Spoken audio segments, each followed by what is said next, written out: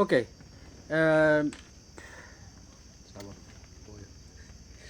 iya karena tadi suara agak hilang jadi kami ulang lagi.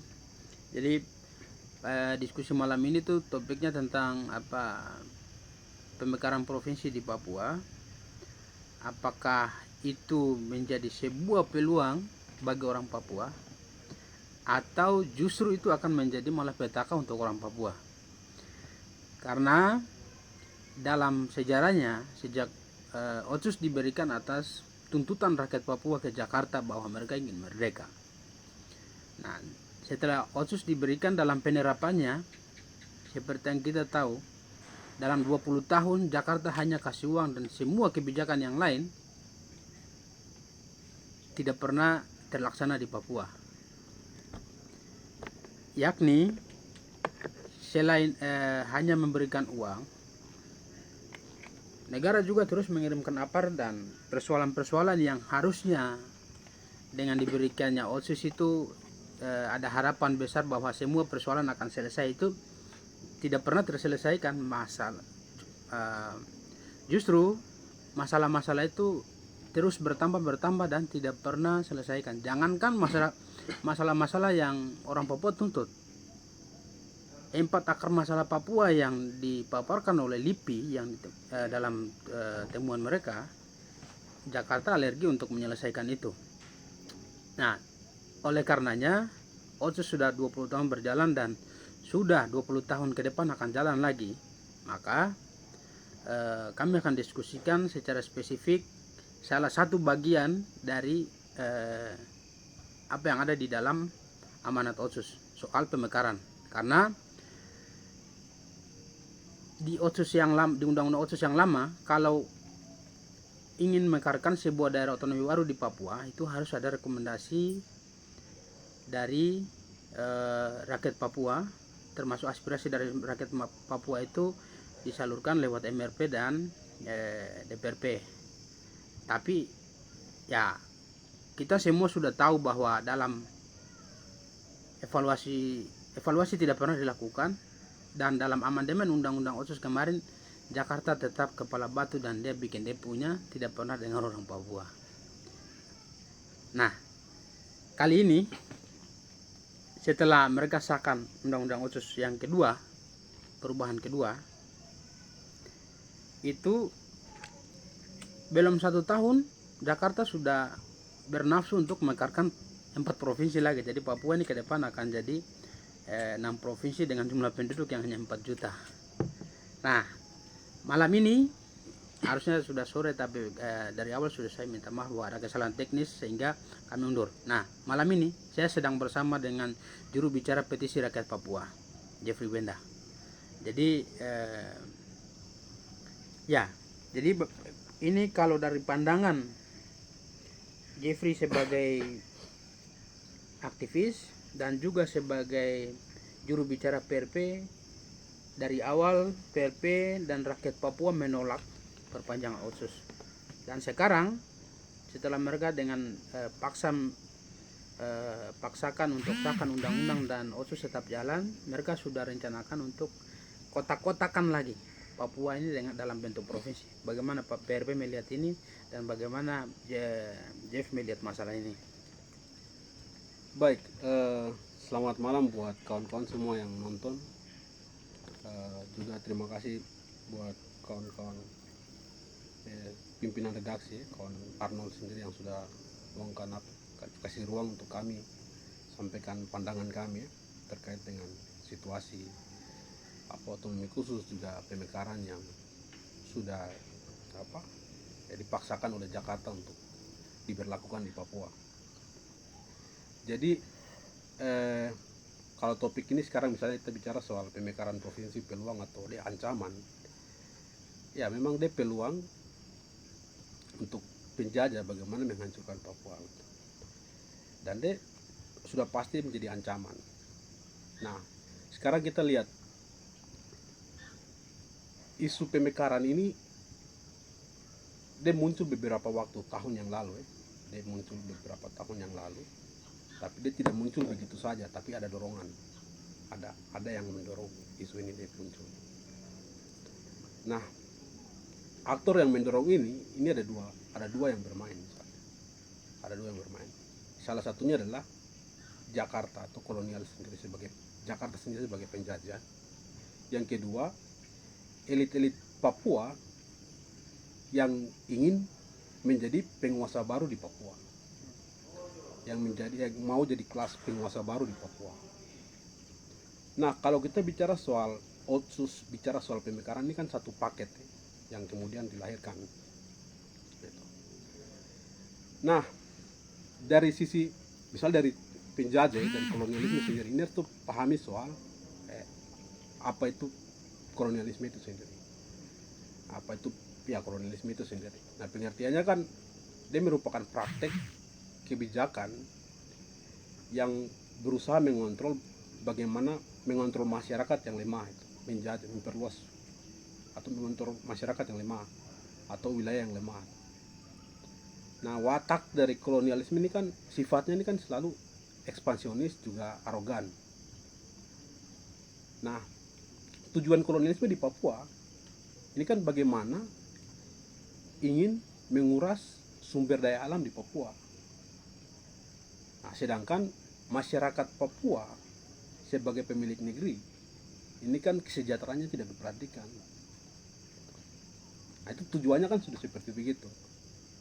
Nah, kehadiran kolonialisme di Papua ini kan ditandai dengan tadi bagaimana sejak awal Trikomando Rakyat, Trikora, dikomandakan oleh Soekarno di alun-alun Yogyakarta.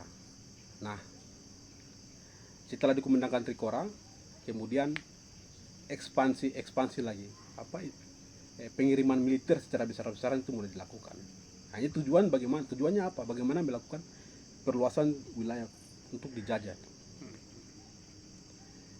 Nah, kemudian kalau kita lihat kan argumentasi misalnya klaim Soekarno ini kan dia melihat bahwa Papua ini merupakan bagian dari sebelum Indonesia ada, Indonesia berdiri, Papua ini merupakan bagian dari kerajaan Tidore. Tapi itu tidak bisa dibuktikan. Nah, klaim yang tidak masuk akal ini kemudian dibuktikan lagi dengan ada perdebatan di KMB.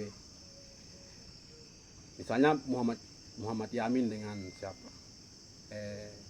Bung Hatta yang berdebat juga dengan Soekarno. Ini bicara soal batas.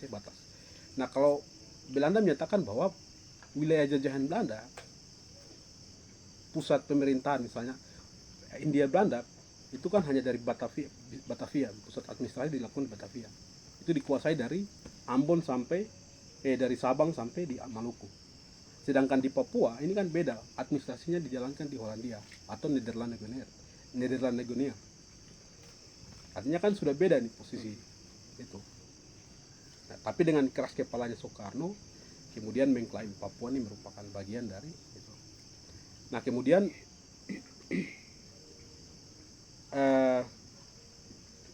karena kondisi Belanda yang waktu itu masih setelah Perang Dunia Kedua mengalami resesi, ini kan ditekan juga karena kepentingan Amerika juga ditekan. Kemudian Belanda mulai menyerahkan pemerintahan Papua nih ke Untea. Ini setelah Untea baru diberikan ke ini. Tujuan sekarang sesuai dengan perjanjian New York Agreement, itu kan dilakukan sesuai dengan perjanjian New York Agreement. Nah, dalam perjanjian New York Agreement kan dibahas soal bagaimana penentuan nasib sendiri orang Papua itu dilakukan. Nah, tapi melalui rekayasa Jakarta atau kolonial Indonesia ini kemudian mereka reduksikan persoalan atau menyederhanakan persoalan menjadi hal yang paling kecil tuh. Artinya dengan musyawarah mufakat atau penentuan pendapat rakyat. Dari populasi penduduk misalnya, populasi penduduk yang sekitar 800.000 orang ini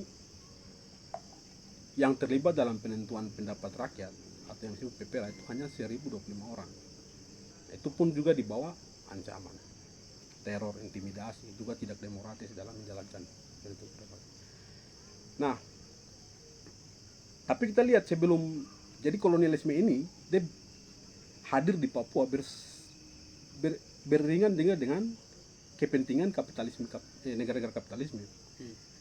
Ini terbukti dengan penandatangan kontrak karya antara Amerika dengan Indonesia Sebelum PPRA dilaksanakan. sebelum PPRA 2 tahun sebelum PPRA itu dilakukan. Nah, jadi karena PPRA itu sudah menangkan, artinya kan rakyat Papua yang punya ya hak-hak politik Papua kan sudah dikorbankan di situ secara tidak langsung. Nah, sekarang yang ada hingga saat ini kan misalnya soal sistem pemerintahan atau birokrasi, pemilihan umum, terus militer, ini kan hadir di Papua dengan cara paksa. Mereka melakukan aktivitas di Papua ini kan dengan cara paksa. Artinya dia membenarkan dia sebagai alat legal bahwa benar bahwa Papua ini ada di bawah penjajah, ada di bawah Indonesia.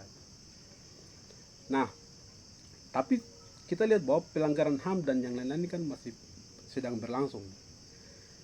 Nah, sampai pada tuntutan muncullah di tahun 2000, kemudian Otsus itu dimulai ditawarkan oleh Jakarta. Itu pun dipaksakan lagi. Sedangkan tuntutan rakyat Papua berbeda dari itu. Tidak meminta bahwa Otsus. Nah, itu yang saya jelaskan bahwa itu satu sisi bagaimana kepentingan Jakarta untuk menguasai Papua. Nah, menduduki wilayah Papua. Sekarang di sisi yang lain adalah sekarang kelas-kelas penguasa baru di Papua ini kan sudah mulai muncul. Baik di birokrasi sekarang, bupati, gubernur. Nah, ini kan dorang berdiri juga, artinya dong ada menjadi kelas-kelas penguasa baru di Papua. Nah, terbukti saat ini misalnya soal pemekaran provinsi, misalnya SK yang dikeluarkan oleh Gubernur Papua Barat untuk pemekaran Papua Barat Daya. Deklarasi-deklarasi yang dilakukan di beberapa tempat, Papua Tengah, Papua Selatan, terus apa lagi, Pegunungan Tengah. Permintaan dari Ketua Asosiasi Bupati Pegunungan Tengah ya, Beva Balom. Ya. Ditambah lagi dengan baru di Sairere kemarin tanggal 31 Januari. Nah, ini kan ada konsolidasi yang dilakukan oleh elit Jakarta di Sairere, elit Papua di Sairere lagi. Nah, dorang-dorang ini bajingan-bajingan, kelas-kelas penguasa yang ingin menguasai Papua itu juga gitu. Jadi kepentingan mereka itu juga ada dalam kondisi ini ya, sekarang untuk mendorong pemekaran wilayah. Nah, jadi kalau kita bilang kalau pemekaran wilayah ini karena tuntutan rakyat Papua, itu tidak bisa dibuktikan. Atas dasar apa? Nah, ini kan itu. Jadi isu pemekaran ini tidak terlepas dengan itu tadi tuh. Bagaimana kepentingan Jakarta untuk mengontrol Papua, juga elit-elit Papua yang ingin menjadi penguasa baru juga di Papua. Ini kalau melihat di bawah tahun 60, kesepakatan internasional maupun kesepakatan dan perjanjian yang membicarakan Papua, itu orang Papua tidak pernah dilibatkan. Artinya Belanda hadir sebagai penjajah, hadir sebagai penguasa atas Papua, Indonesia duduk dan pihak lain yang ingin menjadi pihak mediatornya. Nah, ini walaupun ada orang Papua saat itu, orang di bawah tahun 60, orang Papua tidak pernah dilibatkan. Masuk dengan PPRA, orang Papua tetap jadi tidak pernah dilibatkan secara masif dalam misalnya membicarakan tentang Freeport, yang kita tidak berlebihan jika kita menyebut bahwa itu perampokan yang dilakukan negara di sebuah daerah yang bukan wilayah dia. Karena 2 tahun sebelum PPRA dilakukan baru kemudian kesepakatan itu dilakukan. Nah, PPRA dilakukan di bawah tekanan militer. Bersamaan dengan itu juga di awal-awal 60-an memang dilakukan dengan penerapan pengiriman aparat dalam jumlah banyak ke Papua. Nah, Sampai dengan tahun 2000 pun demikian. Dan yang paling nyata adalah kemudian di saat pengesahan undang-undang Otsus di tahun lalu, itu memang ada tuntutan dari rakyat Papua. Ada misalnya gubernur punya pendapat lain, MRP juga kemudian punya pendapat, DPRP. Nah, itu semua diabaikan, termasuk rakyat Papua yang diakomodir oleh PRP dengan jumlah 700-an ribu tanda tangan. Nah, artinya memang apakah memang dari dulu sampai dengan baik di saat Belanda menjadi penguasa atas Papua maupun Indonesia setelah menjadi penguasa atas Papua, orang Papua ini hanya dipandang sebagai sesuatu yang tidak berguna, dan yang mereka kejar adalah sumber dayanya. Itu yang pertama. Dan apakah tidak berlebihan jika menyatakan bahwa ini bentuk pendudukan dan penjajahan saat ini yang dilakukan negara atas Papua? Dalam konteks semua yang orang Papua tidak pernah dilibatkan, pertama. Kedua, apa yang orang Papua sampaikan tentang yang solusi yang terbaik untuk mereka tidak pernah didengar. Justru mereka Belanda dan Jakarta menyatakan mereka punya solusi adalah yang terbaik, tapi yang lebih parah, Jakarta selalu mengabaikan aspirasi, mengabaikan solusi-solusi yang ditawarkan, kemudian dia terapkan apa yang dia inginkan. Dan sampai di sini tidak pernah jadi sesuatu yang baik, tidak pernah menjadi solusi atas sebuah masalah. Nah, bagaimana pandangan PRP? Jadi bukan baru ya. Jadi dari tahun 1875 itu kan 1875 ini kan Papua dia kan dia belum terbagi, dia masih luas. Tapi karena kolonial setelah misi perdagangan dari bangsa-bangsa Eropa muncul, dengan berakhirnya misi perdagangan mulai kemudian Papua dibagi menjadi tengah antara Papua Timur dan Papua Barat. Papua Nugini dengan West Papua. Dan juga kan tidak ada keterlibatan. Pembagian wilayah dilakukan atas kepentingan mereka gitu, kolonialisme itu sendiri.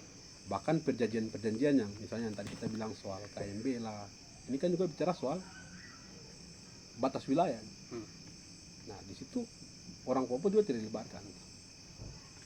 Bicara soal New York Agreement, orang Papua tidak dilibatkan.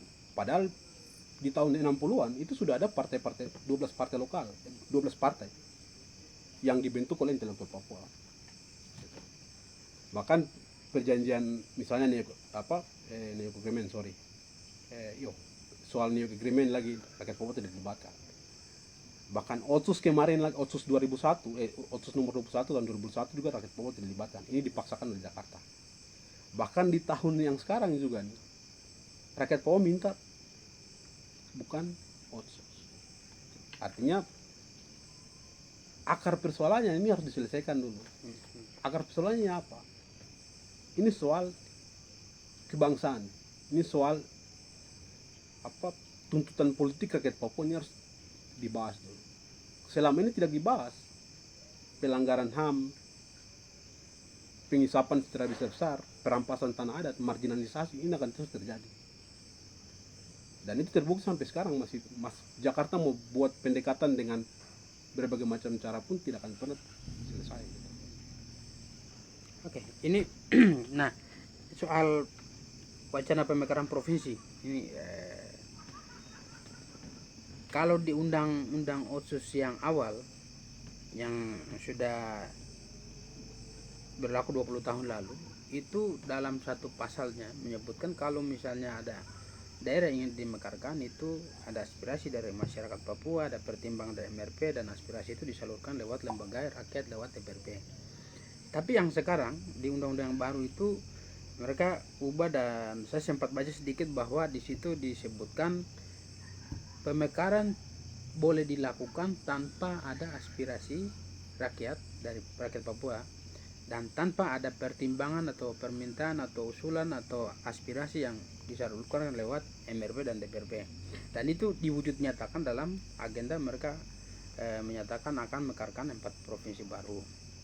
Nah, dalam konteks ini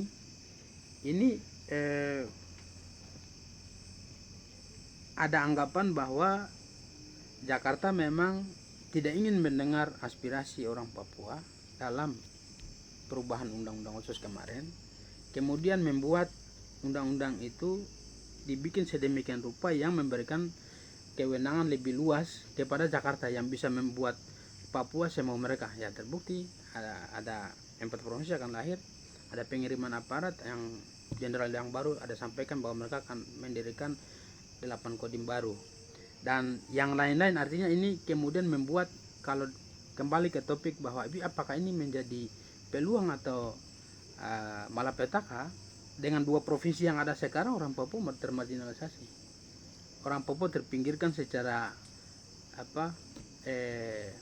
betul-betul terpinggirkan. Ini kalau misalnya yang dilihat oleh PRP sebagai dalam konteks pemekaran yang sedang dipaksakan ini, ke depan itu dengan yang lalu itu akan seperti bagaimana? Apakah ini akan menjadi sebuah peluang yang bagus untuk orang Papua? Ya tentu saja bisa jadi peluang bagi mereka yang berpendidikan, tapi tetap dalam pengambilan yang kebijakan dan penempatan di birokrasi dan lain-lain, ya kita tahu bahwa bukan orang Papua yang menikmati semua itu. Dan para elit politik lokal yang bernafsu untuk mekarkan provinsi ini pun orang-orang yang sebenarnya sudah 2 periode dan mereka sudah tidak tahu mau kemana. Nah ini bagaimana tanggapannya? Jadi di masa sebelum Otsus yang baru ya, itu kan tadi saya bilang bahwa kalau sekarang nih kan, kalau di yang sekarang nih istilahnya kalau yang lalu tuh Jakarta dia pegang ekor, dia lepas kepala. Tapi sekarang dia pegang kup batang leher, dia pegang kupnya ekor. Jadi kup tidak bisa bikin apa-apa. Nah, kembali ke yang tadi saya bilang soal pemekaran wilayah. Dalam peraturan undang-undang Otsus ini kan masih ada penyumbatan bagaimana soal Jakarta punya keras kepala, Jakarta ingin memekarkan wilayah. Tapi ini dibatasi dengan undang-undang Otsus tuh, karena harus lewat ini dan segala macam. Nah sekarang karena ini sudah diambil alih semua oleh Jakarta, apapun kepentingan Jakarta tetap pasti lolos. Tetap dia akan memperluas dia punya wilayah lagi. Nah tujuannya apa? Eksploitasi sumber daya alam. Nah sekarang Papua ini kan luas, populasi penduduk berapa? 4 juta, siapa punya data yang bisa benarkan bahwa itu 4 juta orang Papua yang ada sekarang? Nah, itu belum bisa dipastikan soal populasi penduduk. Oleh 4 juta yang selama ini disebut-sebutkan bukan hanya khusus orang Papua. Nah, itu 4 juta itu kan sampai sekarang mungkin belum ada data valid bahwa jumlah orang Papua sekian, itu belum ada. Yang kita tahu ya orang Papua di beberapa tempat itu minoritas. Jadi jumlah 4 juta itu juga bisa memang betul ada 4 juta orang di Papua. Tapi orang Papua secara spesifik orang Papua berapa banyak ini kan kita tidak tahu. Nah, dalam konteks yang ini ya yang nanti menguntungkan, yang nanti mendapat manfaat itu selain mereka yang bernafsu untuk mekarkan, tapi siapa? Nah, itu pertanyaannya. Nah, jadi kembali sekarang kan kita lihat dari populasi penduduk kan belum ada yang bisa pastikan ya, gitu secara valid. Nah sekarang 6 wilayah yang sekarang provinsi yang mau dimekarkan ini untuk siapa kepentingannya? Nah, kembali ke tadi Jakarta punya kepentingan untuk bagaimana menguras sumber daya alam di Papua. Nah dia butuh segala macam untuk menguatkan dia punya posisi di Papua. Dia butuh pembangunan trans jalan, dia butuh beberapa tempat bagaimana menghubungkan wilayah-wilayah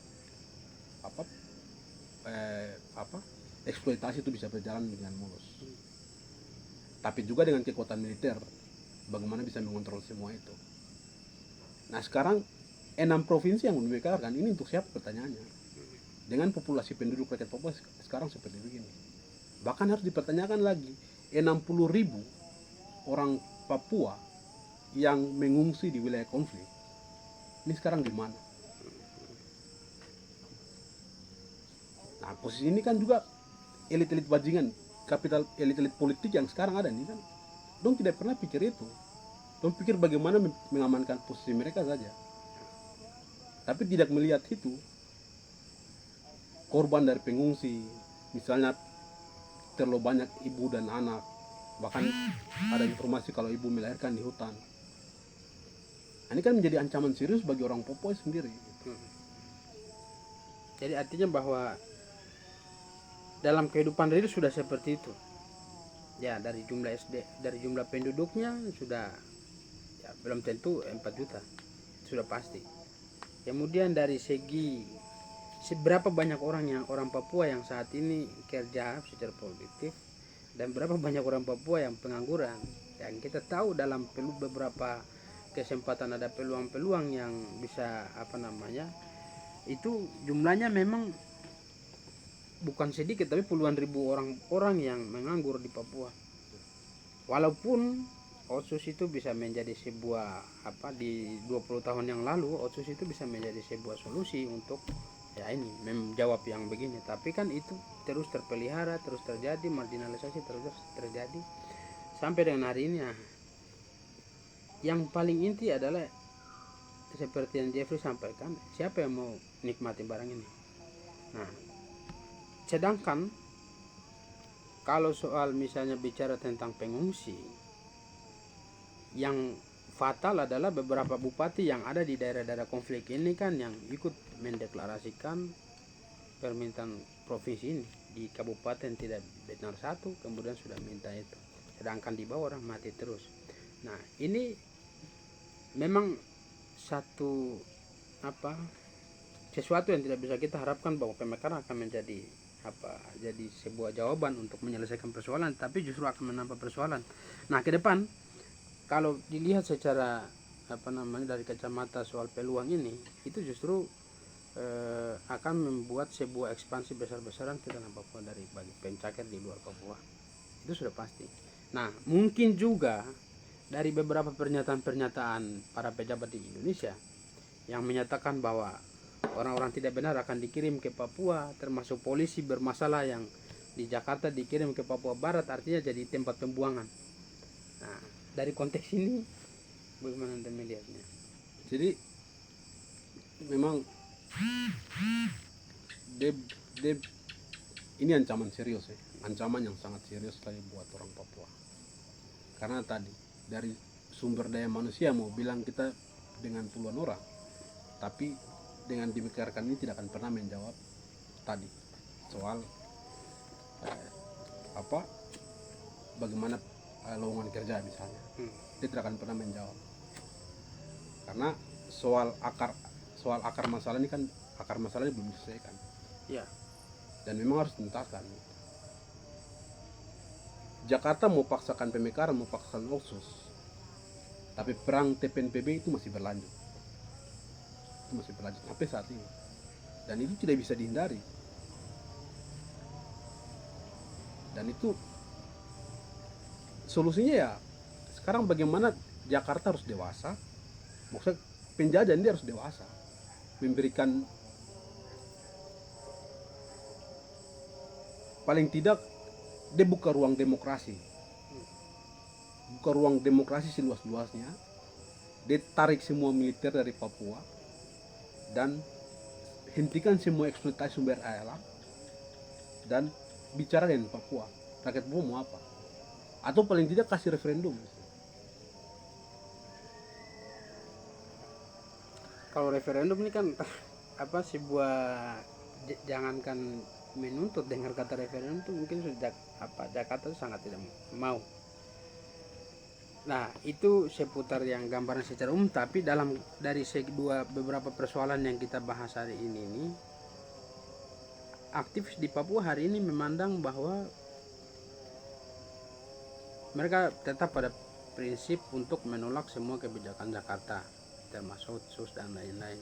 Tapi realnya jalan terus gerakan-gerakan yang mungkin juga soal ruang-ruang demokrasi yang dibatasi. Apa yang mungkin penting dan perlu dilakukan di antara para aktivis maupun LSM dan rakyat Papua di tanah Papua dengan berbagai kebijakan Jakarta yang tidak pro dan tidak melihat apa yang sebenarnya menjadi tuntutan orang Papua itu, dalam artian kalau referendum ya terlalu besar lah ya, referendum sebagai sebuah solusi. Tapi untuk menyelesaikan persoalan politik memang harus ada di tingkatan itu. Tapi untuk yang sekarang yang perlu dilakukan yang sebaik dalam menyikapi semua kebijakan-kebijakan Jakarta yang apa artinya keras kepala dan menurut dia baik itu yang dia terapkan di sini, sedangkan di sini ya tidak pernah menjadi sebuah solusi, artinya kontradiktif. Jadi dalam konteks seperti ini sebenarnya yang perlu dilakukan oleh orang Papua, baik Papua dan Papua Barat di tingkatan akar rumput maupun LSM, kaum terpelajar, aktivis ini apa untuk menyikapi kebijakan Jakarta yang seperti ini. Nah, yang paling penting untuk dilakukan adalah pertama konsolidasi harus dilakukan. Jadi konsolidasi tingkat gerakan harus jalan, konsolidasi tingkat dewan gereja harus jalan, konsolidasi tingkat LSM harus jalan, dan semua harus bersatu. Semua harus bersatu untuk melihat bagaimana berhadapan dengan Jakarta. Itu tidak bisa terpecah-pecah. Dan perlawanan itu harus dilakukan. Jadi memang dia harus dilakukan. Yang paling penting pertama adalah konsolidasi di akar rumput. Jadi kita tidak bisa biarkan situasi ini berjalan terus. Jadi yang paling penting adalah perlawanan dari rakyat Papua itu sendiri. Dan rakyat Papua memang harus sadari bahwa Otsus, pemekaran dan sekarang ini ancaman serius bagi orang Papua. Dan perlawanan itu sudah harus dilakukan dari sekarang. Nah sekarang kami misalnya di petisi rakyat Papua ada sekitar 13 organisasi. Kami sudah lakukan konsultasi dari tahun 2020. Sekarang kami sudah menyatakan sikap bagaimana tetap kawal petisi rakyat Papua untuk menggalang suara rakyat Papua. Sekarang ada sekitar 17.179 suara yang sudah terkonsolidasi. Dan kami akan lakukan konsultasi lebih lanjut hingga akhir tahun. Nah ini sebagai bentuk sikap penolakan kita terhadap kependudukan atau pemaksaan otsus di Papua. Baik, dalam konteks ini kalau dari konsolidasi yang dilakukan PRP dalam penggalangan dukungan termasuk kemudian menjadi jembatan untuk menyalurkan aspirasi rakyat terhadap respon mereka atas kebijakan-kebijakan baik di Papua maupun kebijakan secara langsung dari Jakarta ini.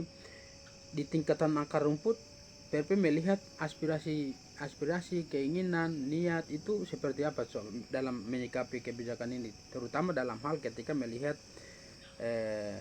dari niat orang Papua untuk menyampaikan aspirasi mereka dan membubuhkan tanda tangan dan seterusnya itu yang PRP lihat hari ini realnya orang Papua itu maunya seperti apa, maunya yang bagaimana dalam hal menyikapi kebijakan-kebijakan Jakarta tadi, termasuk kebijakan Papua yang juga seperti tadi bilang bahwa memang ya kepala kok jalan tapi ekor saya yang pegang, maksudnya Jakarta pegang ekor. Dalam kondisi seperti ini yang PRP lihat dari aspirasi langsung yang dari masyarakat yang PRP tampung itu bagaimana?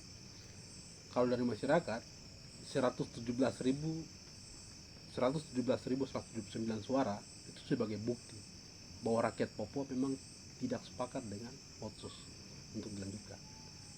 Jadi memang rakyat Papua punya sikap bahwa otsus harus ditolak. Yang harus diberikan adalah soal tadi, bagaimana menyelesaikan akar konflik di Papua itu. Jakarta harus duduk dengan rakyat Papua, selesaikan secara demokratis. Jadi kalau soal akar rumput ya memang tuntutan rakyat Papua tidak pernah bicara soal pemekaran, tidak pernah bicara soal otsus. Kepentingan mereka apa soal itu? Tidak ada sama sekali. Yang ada sih soal tadi, bagaimana kelas penguasa baru yang ada di Papua juga dengan Jakarta untuk menjalankan otsus juga dengan pemekaran.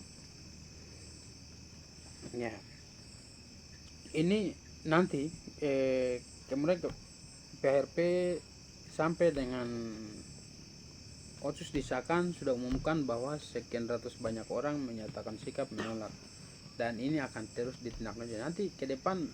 Nanti hasil penandatangan yang dikumpulkan akan mau sampaikan bahwa dengan maksud seperti apa, maksud disampaikan dalam tujuan, dalam artian bahwa nanti dari petisi suara rakyat yang dikumpulkan ini nanti akan menjadi, apakah itu kemudian akan menjadi sebuah bargaining politik ke Jakarta atau akan seperti apa? Soal petisi ini dimuarakan kemana, Ya. itu kami sudah sepakati bersama bahwa kita akan buat forum rakyat. Nanti rakyat akan putuskan barangnya akan dibawa kemana. Pada intinya kami akan sediakan ruang untuk rakyat sendiri putuskan bahwa barang ini mau dibawa kemana. Nah, kalau dari perjalanan panjang Otsus 20 tahun itu memang rakyat Papua tuh berulang kali sampaikan penolakan dengan berbagai cara sampai dengan 20 tahun selesai di 2021. Nah, yang sekarang juga tetap ada perlawanan seperti itu, tapi ya memang terus Jakarta terus melaksanakan menerapkan kebijakan-kebijakan dia itu ke Papua. Sesuatu hal yang mungkin dilakukan secara real, karena sekarang kalau mau lihat memang orang Papua ini disibukkan dengan satu, politik praktis, yang kedua itu soal pemekaran. Jadi orang sudah mulai baca seakan ini seakan itu, tapi ancaman serius yang hari ini terlihat yang tidak disadari adalah marginalisasi dengan penguasaan sektor-sektor ekonomi. Misalnya yang kita tahu dalam contoh nyata adalah mereka sampaikan bahwa jembatan merah itu ada ikon kota Jayapura yang akan membuat ini dan itu, tapi nyatanya orang-orang yang rakyat Papua yang pemilik tanah, pemilik tempat itu tersingkirkan. Dan kita bisa lihat bagaimana dari sepanjang jembatan itu sampai dari ujung ke ujung sampai dengan sepanjang jalan itu tidak ada, ya kalaupun ada ya tidak banyak, tapi dari segi jumlah orang Papua secara ini memang betul-betul termarginalkan. Dan itu justru memudahkan orang-orang yang dalam hal perdagangan untuk orang-orang imigran dari Jawa ke sini. Nah, kemudian itu juga dalam hal yang lain, dari sektor yang lain juga begitu. Jadi memang kalau mau bilang secara kasar, Otsus ini bukan sebuah jawaban, tapi juga sebuah ancaman, sepakat. Nah, apakah kita akan begini-begini terus? Begini-begini dalam artian kita akan hidup dalam cengkeraman, tekanan. Nah, itu satu hal yang berbeda. Tapi dalam konteks memperjuangkan aspirasi rakyat yang disalurkan lewat PRP itu, ya, soal demokrasi misalnya, orang Papua hanya mau demo, jangankan demo, tapi mau berdoa dibatasi di ini di itu macam-macam. Jadi saya sangat pesimis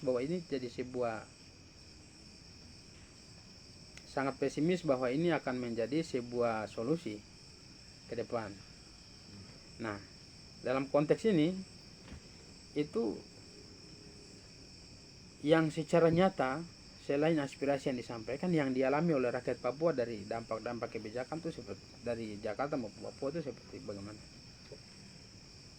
Jadi kalau tadi kan kita singgung tentang aspirasi dari atas apa yang mereka alami, tapi yang mereka alami hari ini dari baik pendidikan, misalnya 3 hal lah, 4 hal: pendidikan, kesehatan, ekonomi, pembangunan. Nah, itu yang dialami oleh rakyat Papua itu dalam kacamata PRP dan JF sendiri bagaimana?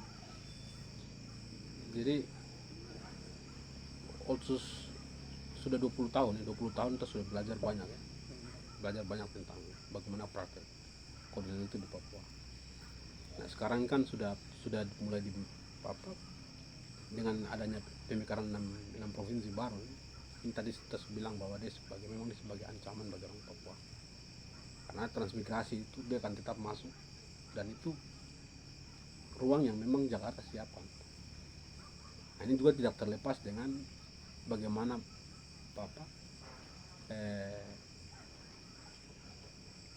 populasi penduduk orang Papua itu yang jelas akan semakin habis. Nah, ini juga tidak terlepas dengan tuntutan rakyat Papua bagaimana untuk menentukan status politiknya sebagai sebuah bangsa yang merdeka.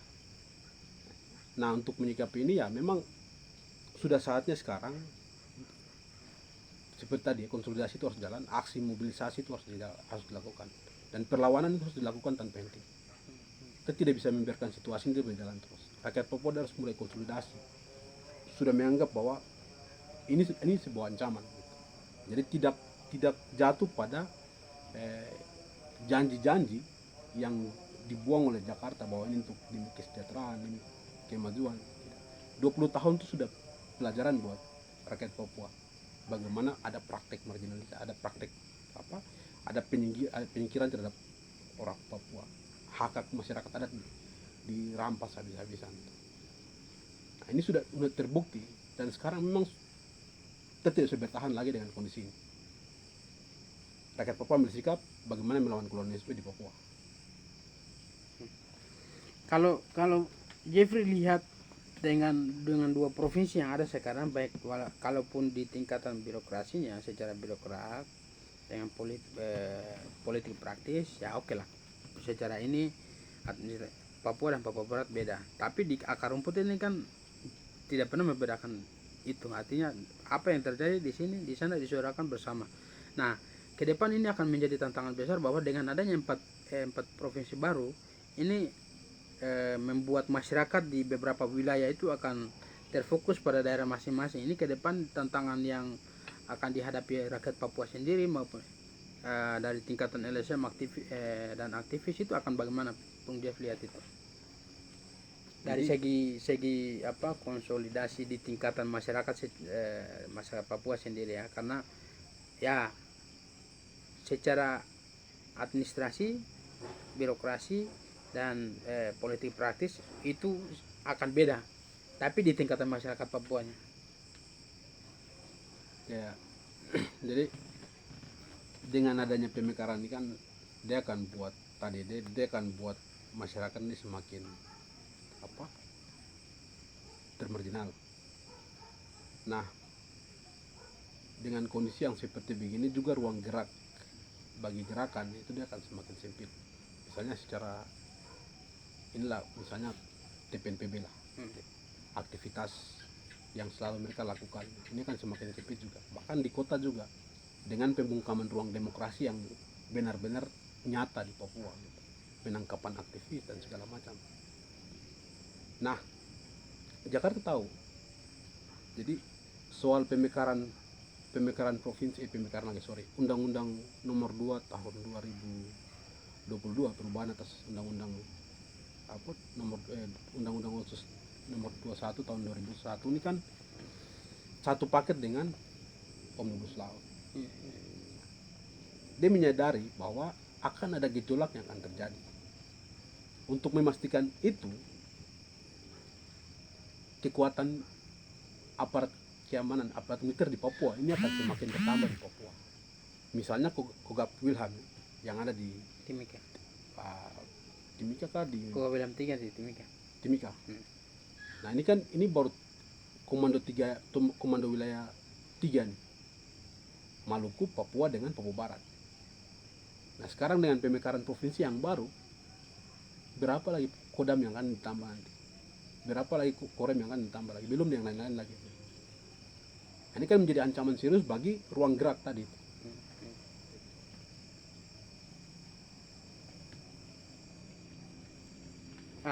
Kemarin baru-baru setelah ada pernyataan dari pemerintah pusat bahwa upaya untuk mewujud nyatakan niat mereka untuk mengadakan 4 provinsi itu hampir pasti jadi dan proses sedang jalan.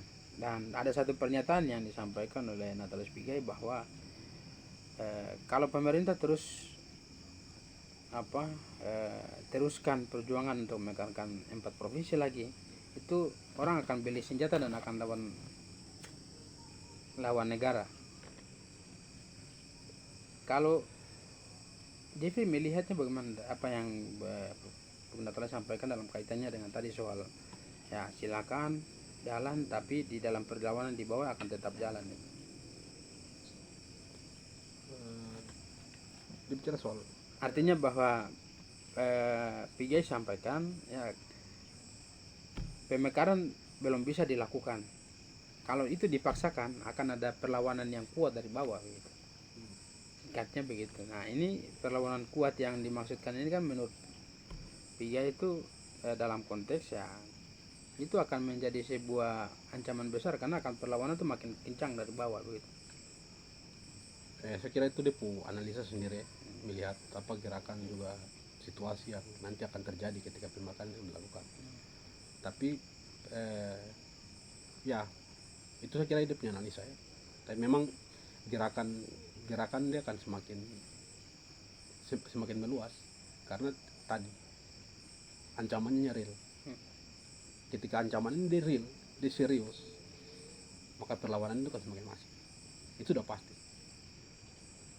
Nah, kalau dilihat dari DPRP, MRP, gubernur ini, ya kalau ya kita lihat bahwa ada sejumlah politisi yang menyatakan sikap mereka, menyampaikan pernyataan mereka lewat media terkait dengan kebijakan Jakarta. Tapi secara lembaga ini kan, kalau Jeffrey lihat bagaimana atas di tingkatan birokrasi maupun politisi di lembaga rakyat dan pemerintah atas kebijakan Jakarta itu.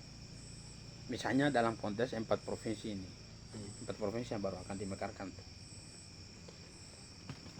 Jadi tadi kalau sebelumnya sebelum otos jilid lalu dilanjutkan, ini sikap elit politiknya masih ragu-ragu nih. Karena mereka menyadari bahwa ada gerakan yang mulai muncul. Jadi secara terang-terang mereka belum bisa menyatakan sikap secara terbuka. Tapi konsolidasi mereka itu jalan. Tapi satu titik ketika mereka menyadari ketika gerakan ini semakin kuat, posisi mereka bimbang, mereka akan tunduk. Jadi apa yang mereka pikirkan ini tidak akan tercapai begitu, karena mereka lihat secara real bahwa gerakan sedang bangkit. Gitu. Nah, tapi untuk menghadapi situasi ini kan mereka tidak bisa muncul secara kelembagaan, paling secara individu bagaimana menyatakan sikap gitu, soal ini. Ini kan lemah sekali itu soal sikap mereka, tapi tidak munculkan secara lembaga. Misalnya legislatif yang punya kewenangan, mungkin seperti begitu.